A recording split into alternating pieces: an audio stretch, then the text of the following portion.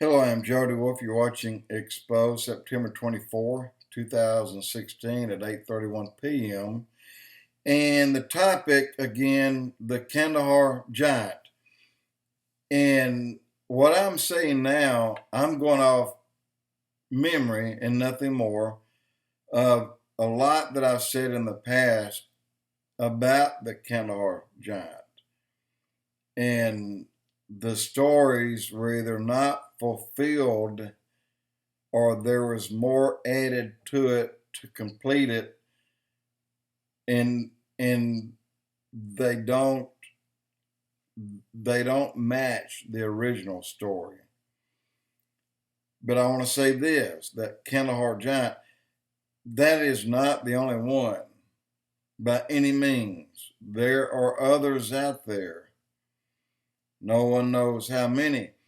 If you recall, one of the islands, the Solomon Islands, sunk just several weeks back, disappeared overnight. That was an island that some of those giants lived on.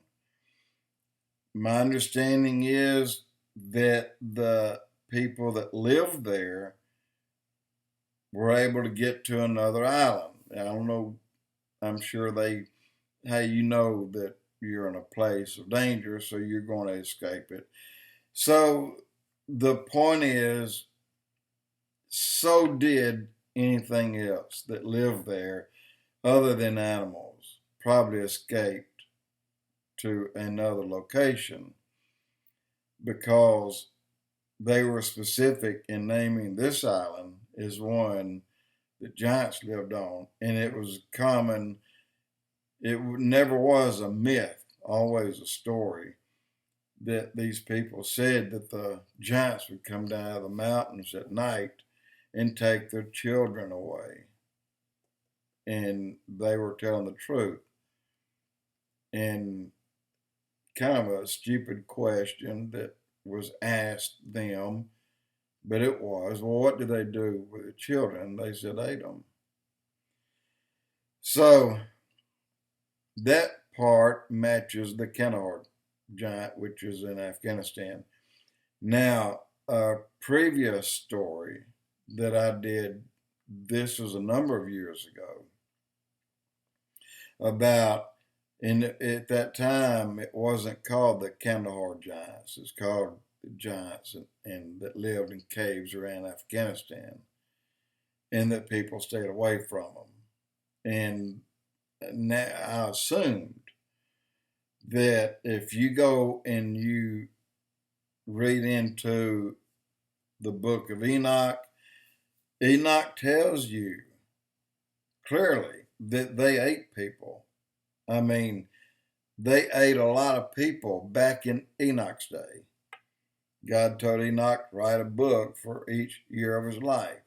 365.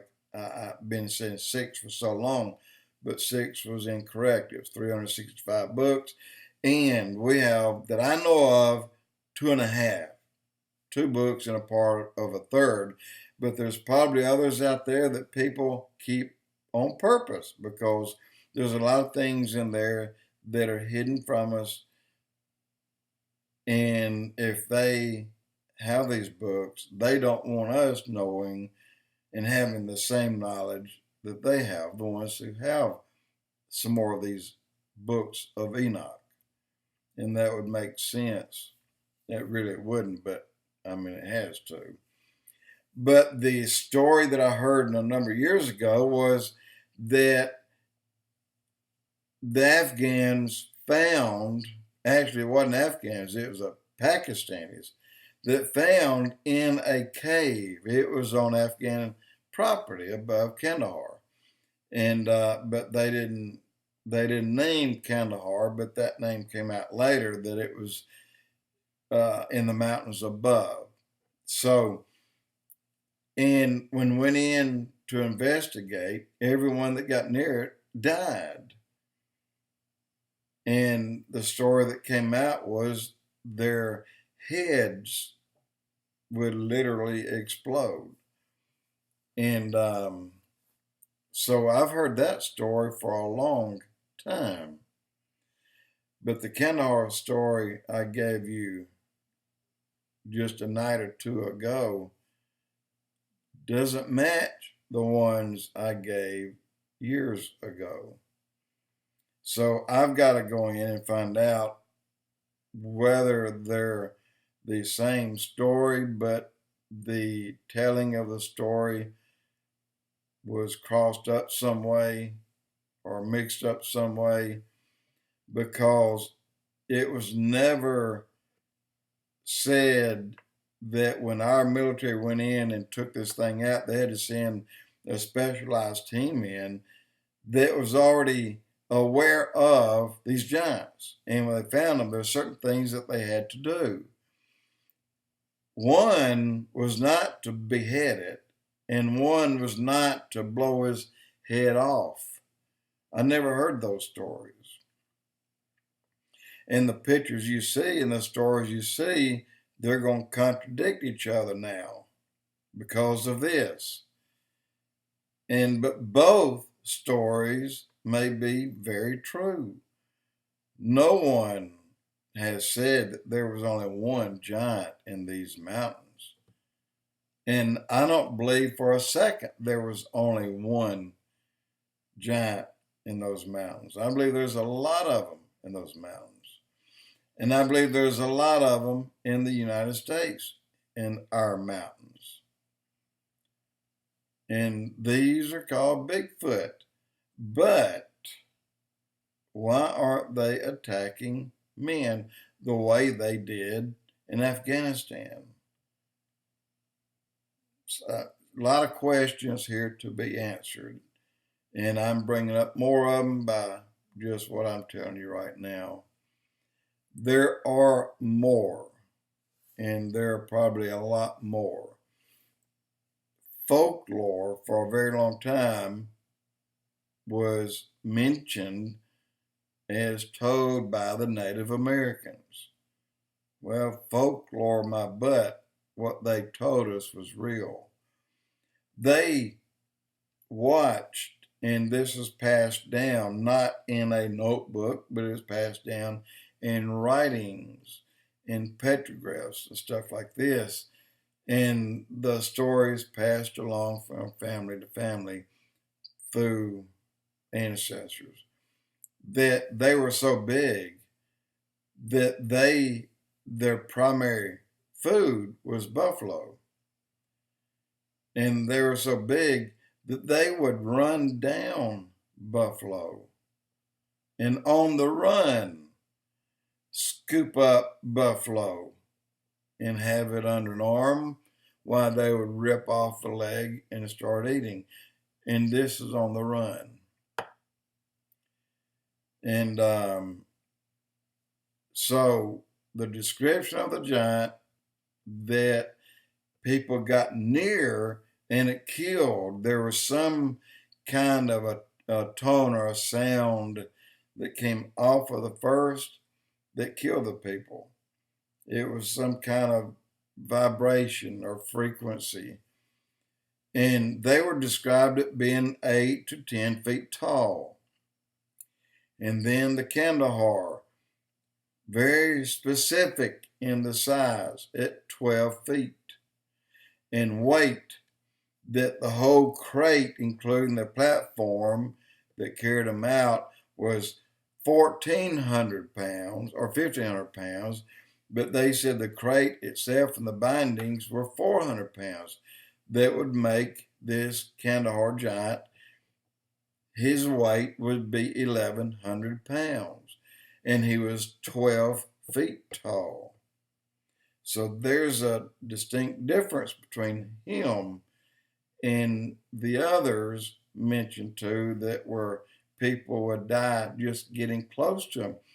They're sleeping in caves, and if people go and get close enough, they would die. So we got to find out. I mean, I would like to find out if they're one and the same, or if the stories vary to a point that there was some mixing. But I'm going to go back and and to the book of Enoch and go by the size of what he said that they were.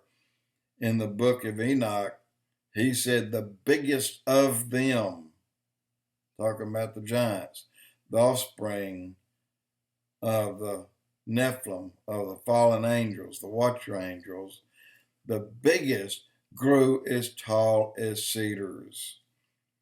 Now you go and look, find Enoch, read it, read where he says that they grew to the height of the cedars.